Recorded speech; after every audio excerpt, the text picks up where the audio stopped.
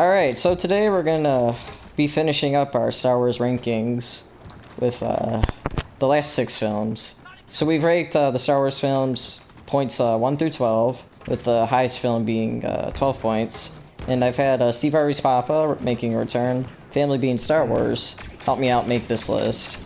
And then we've combined our lists, and then we got a final average, a cumulative score, and now we're going to be talking about the top 6 films.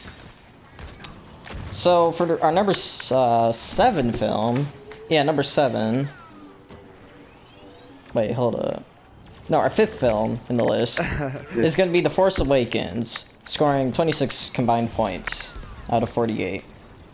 So, Force Awakens, I think it was a pretty good start to the sequel trilogy. I think it got people excited. It surely got them thinking about theories and stuff. Yeah. It had a few things here and there, and you could claim it was the poor foundation of the sequel trilogy, but you know what? I enjoyed Force Awakens. I saw it about 4 times in the theater, and yeah, that was a good memory. Holiday 2015, that was fun. Yep. I mean, I think it had the most hype for a movie ever. Phantom Menace was big, and I know Endgame was big, but honestly, Force Awakens, just the return of Star Wars. Yeah, I think that can't be beaten. Yeah, Star Wars is just so huge. So. Marvel's good, but Star Wars, yeah, both are Disney now. Yeah, I know, right? That damn rat. He's got his hands everywhere. Alright, so what do we think about Force Awakens? I actually enjoyed this movie a lot. I know there are problems, and there definitely are, and I'm happy to talk about them, but sure, there is extremely fun, and the dialogue is very Star Wars. You know, it actually feels like, you know, a Star Wars movie. And while it's not very original, obviously, everybody knows that. But I think that it is a good movie to show the fans what Star Wars is about again after the negative reception to the prequels. And I think that it was a necessary film to make. Now, again, I excuse a lot of the things from this movie beforehand because of, they're setting things up and things will be explained, and of course a lot of things weren't explained.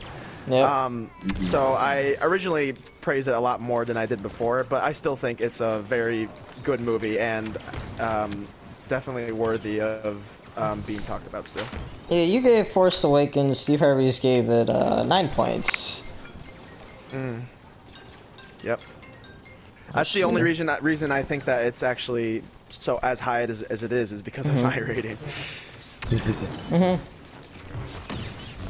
Alright, Star Wars family? I like this movie a lot. I think it was a good starting point for the trilogy.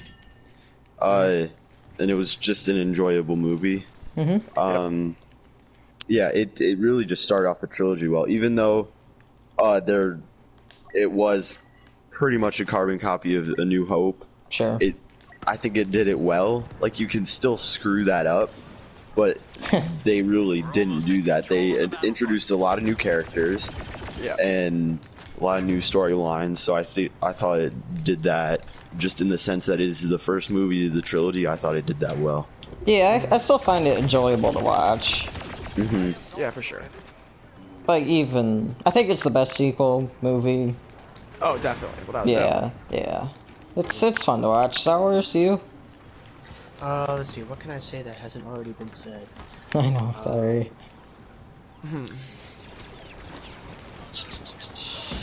I guess. Well, I guess one of the things that I would have rated it higher, but like, kind of like what it is for me, that it's like, the lightsaber fights and all throughout the sequels, the lightsaber fights haven't been like great.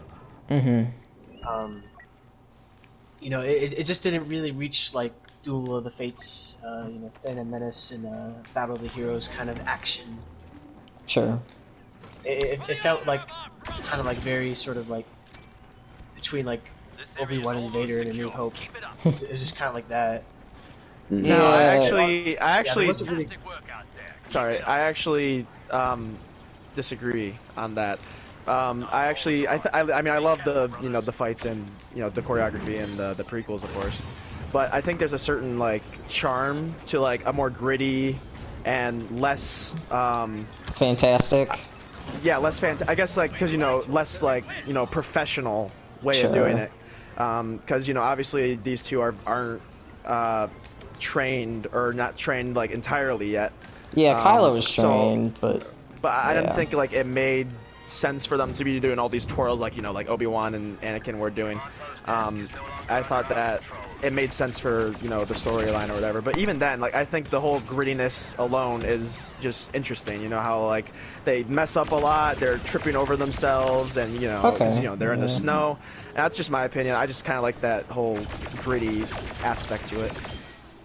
Yeah, I don't know. I kind of feel Rey looks pretty clunky, like just charging with her lightsaber like a spear, but I guess it makes sense for the character, but yeah, I understand. It still looks a bit goofy for me, at least. Rey's also a Mary Sue. Yeah. Yeah, see, Disney I definitely had that going in. I defended that point before, or I didn't defend it because I was like, it does seem like that at first, but I think it's obvious that it's, she's gonna have a backstory, maybe she has some secret training, whatever, and of course they never fucking did that. Well, except when they made her the most powerful being ever. Well, I meant something like something realistic, Yeah, so, of course, not just. Yeah, but I still think it holds up definitely. Okay, yeah. We all good for Force Awakens? Yeah. Alright, moving on to our next fourth film is Revenge of the Sith. The highest rated prequel film with 34 points. Now what did Revenge of the Sith do? Well, the fights were good. I think Grievous holds up, Dooku is good, and Duel of the Fates was good. Or not Duel of the Fates, Battle of the Heroes. Yeah. Anakin and Obi-Wan. I think the Padme Anakin dialogue was less bad, to be fair. Yeah, less bad, yeah. And I think overall, Revenge of the Sith, it set a darker tone that was needed for going into the original trilogy, and I think it complements the original trilogy quite well and wraps up the prequels nicely. I think that's why it's looked in more high regard than the other prequels. Right. It did its job really well, I think. I think that the writing and the dialogue and all that is still really bad. Yeah. But I think the storyline and what's being told is just so interesting and compelling to a lot of people because it's why our like episode 4 the original heroes. trilogy. Yeah. Yeah, it's the like culmination how they got there. of the Sith, like yeah, their final plan coming together. Exactly, and I think the entire idea of like, not like how it was executed exactly, but the idea of Anakin, turning to the dark side, in and of itself is just really interesting for people. And even if it wasn't executed perfectly, it was still compelling to watch for a lot. Yeah, I think Ian McDermott, he played Chancellor Palpatine really well. Absolutely. Really creepy, a great manipulator, and he was great to watch. He was great, yeah. I think Anakin's, I mean, I understand what they were trying to go for, but I think Anakin's motivation could have been better. But, that's just my opinion. Because I think he went from, like, 0 to 100 really quick. Yeah, like that meme, shit just got real fucking quick, yeah. Like, when he's just, he's killing innocent children all of a sudden. I get he wants to, save Padme, but it's like, dude, you're not questioning any of this, man, like... Yeah, I can get that. I think the Clone Wars does that more justice. Because absolutely. They kind of show those darker moments and him like kind of turning. Oh yeah, no, I agree totally. But I think of these movies more like on their they are on merit. in a sense, because the Clone Wars has like 3 different timelines. So yeah. Yeah, I get it. Star Wars. Yeah, I think it's the best prequel movie. It moves up the plot along at a faster pace. I think it's more watchable that way. Definitely. Yeah, there's still some clunky dialogue. But we got the Battle of the Heroes, which for me was like better than the Duel of the Fates because it gives Anakin and Obi-Wan. It's a bit more emotion behind it. Yeah. The music's really dramatic.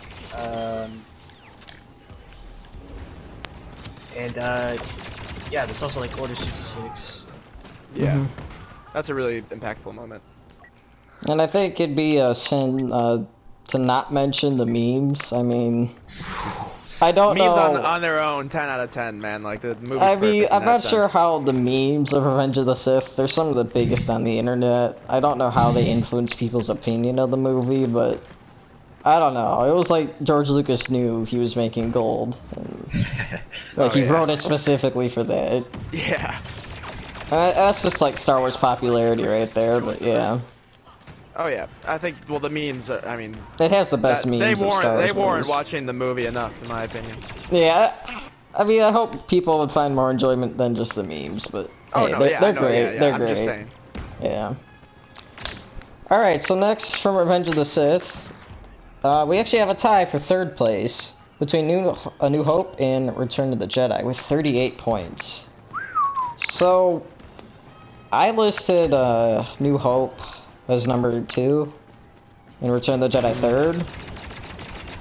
And I think I also did this. yeah, and let's see, Star Wars, you gave you gave New Hope 8 points. Return of the Jedi 9. Then Family, you gave New Hope 8 and Jedi 9. Okay, so Yeah, really that sounds similar about scores. Okay, so Star Wars and Family, you think Return of the Jedi is better, and then Steve Harvey and I think New Hope's better. I'm very interested to hear. Yeah. Star Wars, how about you start? Wait, did I say New Hope was better than Return of the No, Jedi? you give Return of the Jedi 1 point better. Huh. Yeah.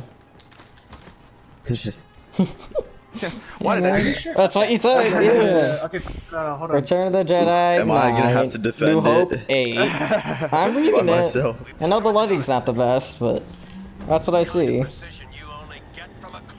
I mean, I can Yeah, how about you, defend my Family? answer. Sure. Yeah. Let me see. So A New Hope. I mean, I honestly, there's no disrespect towards either of these movies. They're both great, but I feel like A New Hope was more basic.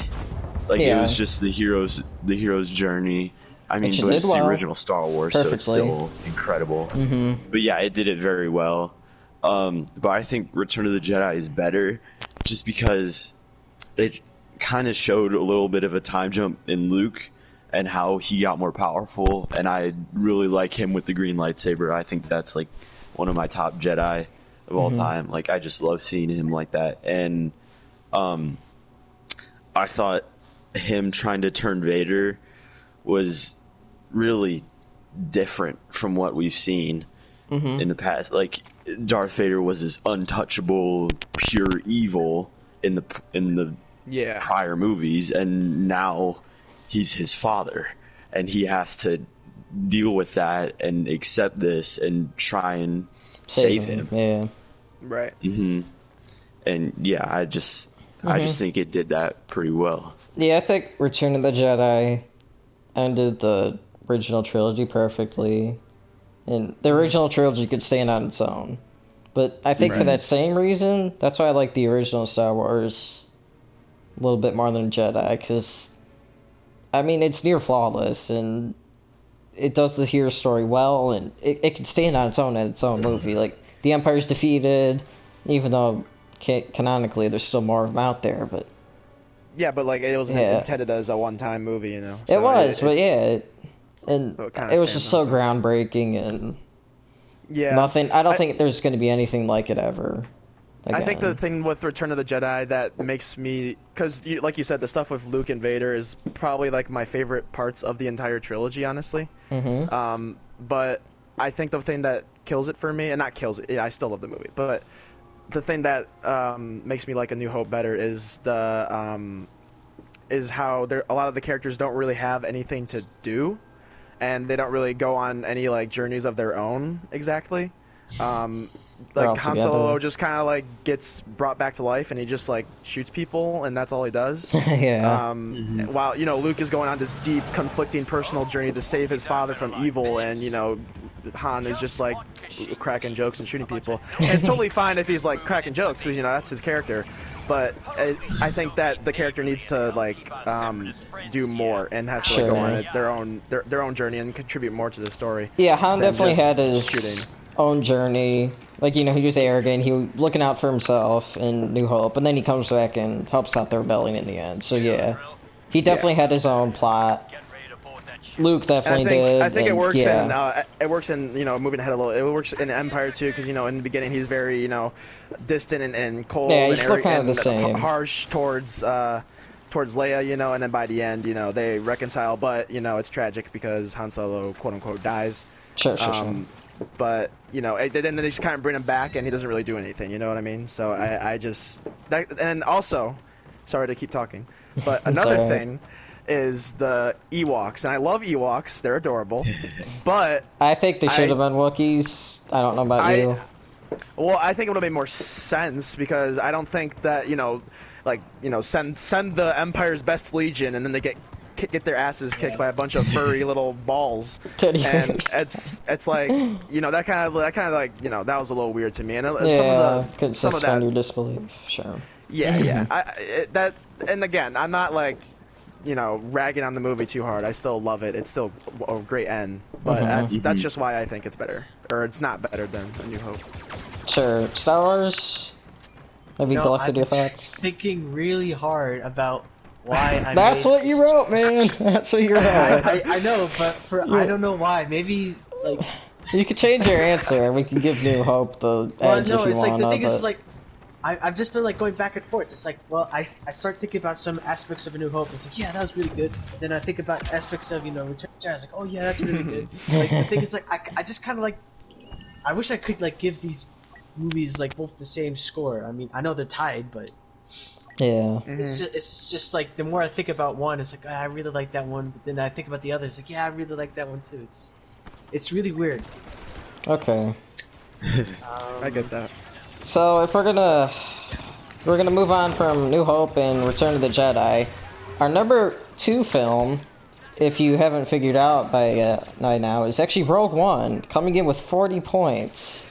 Now, I have a lot to say about I thought this was really interesting. I mean, Disney's movie comes in second place on our list, and I ranked Rogue One fairly high. I gave it 9 points, being my 4th movie, and Family, you gave it number 12. 12 points, first place.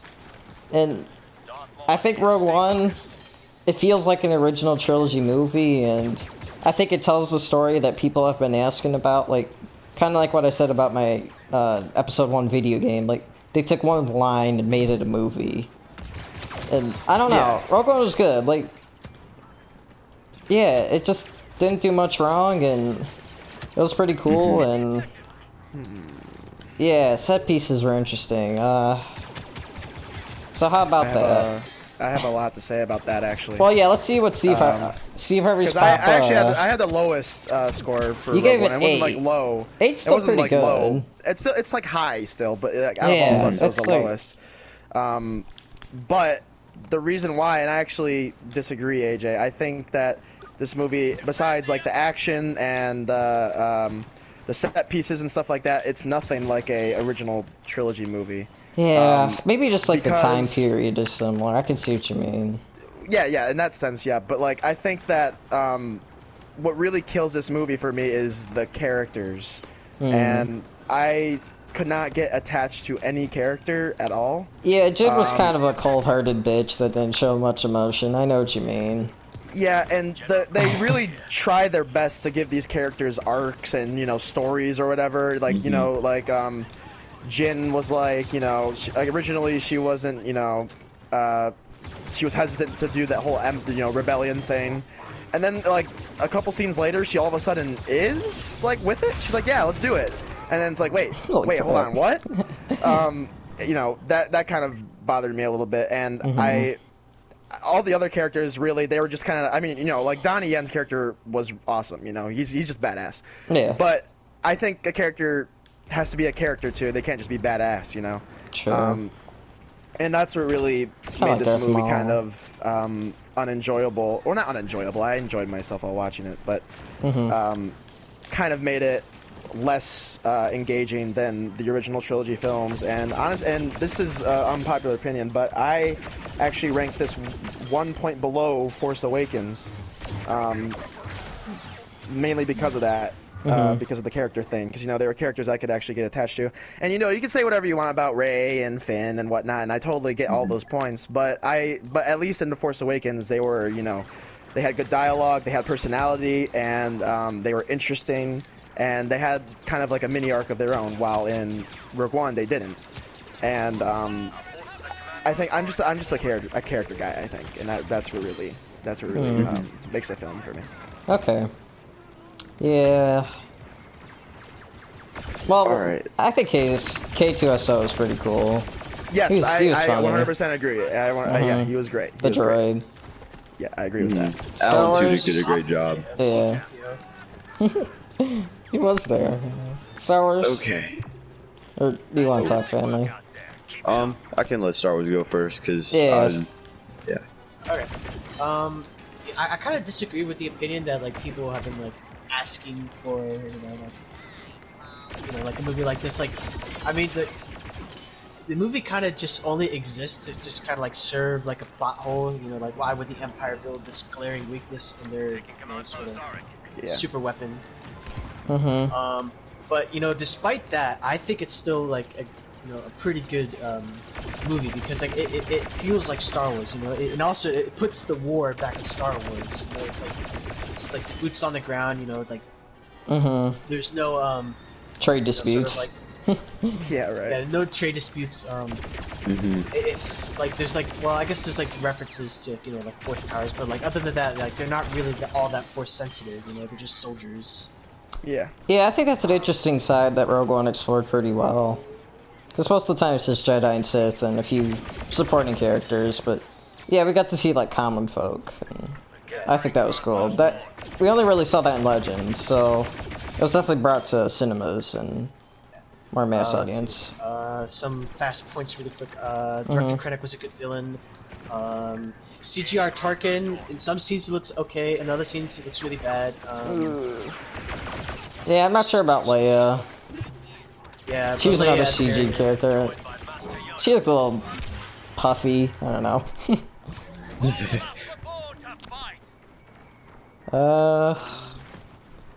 Yeah. So if we're good for Rogue One, Wait. Wait, what about that? The one. Family has a lot Okay. to say. Yeah, He has a okay. lot to say. Yeah, number one Okay. right here. I love this movie. This is the best Star Wars movie in my opinion. I don't think it really did much wrong. I can see how the characters kind of seem a little bit back and forth, but I thought like they did a pretty decent job kind of describing Jin's story. She was one of the less attachable characters. I think K2 was great. Director Krennic, I absolutely love as a villain. I thought his conflict with Tarkin was really cool. Yeah, that was cool. To see that greed side of the Empire and how they're just fighting for themselves. And yeah, I thought it was really cool to see like how the Death Star really affected the galaxy. Like how all this Kyber was being exported and people were scared out of their minds. Like even the rebellion didn't want to fight against this, and That's yeah, true. I thought it was great. Yeah, they seem pretty unified in New Hope when Leia got the plans, so I know what you mean. Yeah, I guess I see that. I don't know. I think that in a Star Wars movie, because what defines a Star Wars movie to me isn't really the what's it called? The, I guess, Jedi set pieces or the lore, I guess, because I'm not as well tuned in that as you guys are. So that's just my opinion. But I think that a Star Wars movie is all about the characters, their interactions, and the journeys they go on. And then the whole Jedi thing and, the universe of Star Wars was a backdrop. forward these character interactions and themes of, you know, good and evil and, you know, stuff like that. And I think that the characters have to be, at the very, very least, interesting and compelling. Not that there weren't any, because, you know, K2SO was good, and I thought Krennic served a good villain spot. But I think that the main characters that we follow, Jin, Cassian, right, that's his name, I was trying to think of that. Yeah, I know, it's hard to remember sometimes. But they were very uninteresting to me personally, and I didn't really feel very compelled by them. And obviously, like I said, Rey turned out to be a pretty shit character by the end of the trilogy. Yeah. But in The Force Awakens, she comes across very, you know, for lack of a better word, quirky and fun. Yeah, she was. And at least interesting, because, you know, you're interested in her backstory and you want to know like what she's all about. But with Jin, she was just kind of like deadpan the whole time. I didn't really like. I was kind of like okay. Brie Larson. Yeah. Even though exactly Felicity Jones like is a lot better, like she's a lot better actor than Larson, I would say. But yeah, I don't know if she really. Yeah, I think the what's her name, Felicity Jones, right? Yes. Yeah. She won an Oscar too. I think she's definitely a good actor. Yeah, she's definitely a good actor or actress, I guess. But there's you know, a great actor. You can have the greatest actor in the world, but if they don't have good direction, then they can't really do anything. That's like the same thing with Natalie Portman that we were talking about prequels. Earlier. Yep. So yeah, my point is, I really need the characters to be good in a Star Wars movie. At least the majority of them, and to me, they weren't. Yeah. Okay. The action was awesome, though. So yeah, there's some varying opinions for Rogue One. That was nice to discuss. Now for our number one film, I don't think this was much of a surprise. Coming in with 46 points, only 2 away from a perfect A, is The Empire Strikes Back. Now, I don't know, Empire... I mean, the original Star Wars was near perfect, maybe even, and Empire somehow managed to top it. I mean... I really don't know how it did it. Yeah, and I think for that reason alone, that it could beat a perfect sequel... Like, I mean, one has a prequel, one has a sequel beaten its original. It hasn't, and something that's really underrated, I think, is that, and something I think that actually hurt the prequels, is George Lucas passing the torch to Irving Kershner to direct it. And that was huge in my opinion, because obviously George Lucas still wrote it and everything. He helped on set. He had a big production hand, Yes, absolutely. But I think having another voice in there to help direct things and help get the best out of the actors and whatnot is very important. Yeah, Empire had a different feel. Like, the Empire looked a lot more shiny, Vader was shiny, and it had a different feel. It was darker, and yeah, I don't know, Empire, I mean, everything, the pacing is good, like, Hoth is great, it's a great open, and I think my favorite stuff is the Yoda scenes with Luke. I mean, those lessons can be applied anywhere in life in different films, and the puppeteering for Yoda was phenomenal. Like, somehow they made a little puppet more expressive than a CG, and Yoda's a great character. I don't know, he really translates well to me, and I always smile when he laughs, and if a character can, like, make me feel that, just like a little puppet and a voice actor, I mean, yeah, that's great. Cloud City's cool, it's a great set piece. Lando Calrissian, so, and what fun to watch. And then, of course, the greatest reveal in cinema of all time, plot twist, and yeah, great ending duel with Vader. I don't know, there's so much you can love about this movie, and you know, a million people have talked about, like, you know, the I Am Your Father part, but it, like, without that, I mean, I really don't know how... It still holds up, I think. Oh, absolutely. Absolutely. Yeah. I think if everybody and their mom didn't know about that twist, who, you know, have not seen Star Wars, like, like, to, like, a blind viewer, it'd be insanely impactful. I'm like, what? Because they do a really good job of not revealing it, but, like, leaving back in the day here in the and 80s. Throughout the, you know, obviously they didn't leave many clues in New Hope because, you know, they didn't plan for any of that. But I think that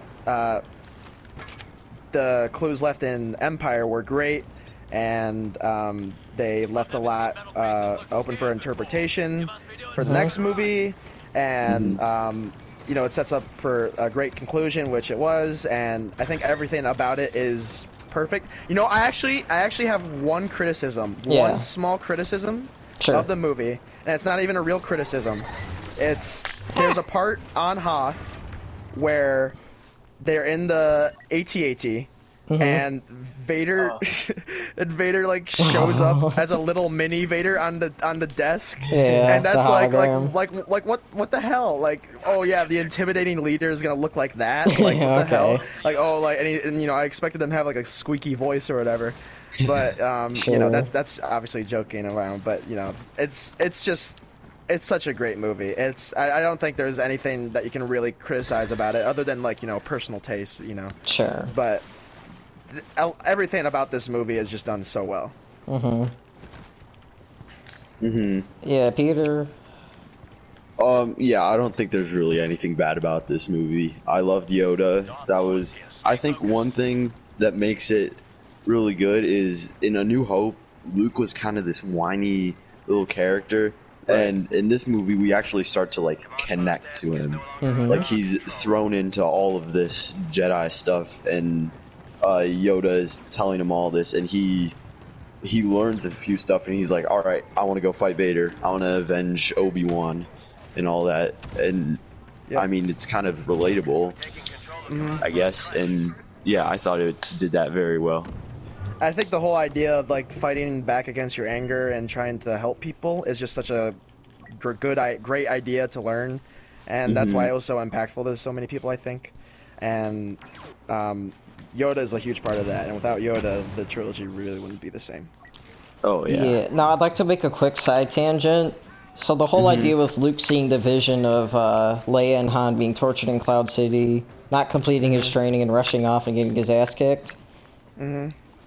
So Avatar was just released on Netflix, and they literally copied that scene word for word. So Aang goes off to the guru guy to, like, learn how to control the Avatar state. That's like Luke trying to understand his training. Then he gets like a spirit vision that Katara, like the waterbender girl, she's in trouble, and then Aang's like, oh, I gotta go help her. And then Guru, like Yoda, he's like, well, if you go, you won't be able to use your Avatar state, and you're gonna get your ass kicked. And that's exactly what happened. Yeah. And, I mean, I gotta be thinking, with Dave Filoni there, he must have had some hand in, like, saying, okay, we gotta take this from Empire, and I don't know how they weren't thinking of Empire, so...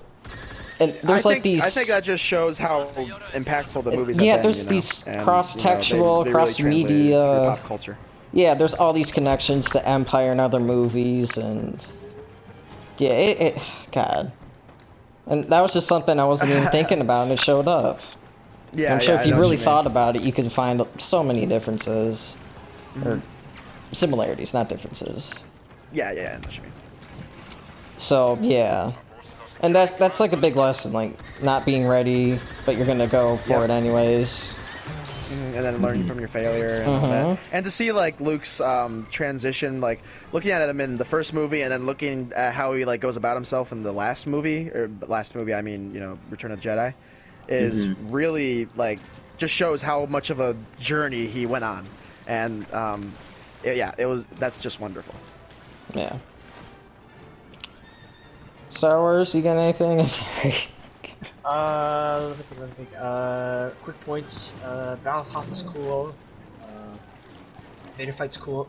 I kind of disagree with saying, like, oh, it's like perfectly paced. Like, for me, like, the Battle of Hoth in the opening is a really great opening. But like, the thing is like, you know, you have your big, you know, fight in the beginning, and then it's just like the movie just kind of like slows down for me. You know, like Luke goes off, and you know, Leia and Han are doing their own thing, getting chased by the Empire. For me, that selection's like really slow, and then it starts to pick up again when all of them come back.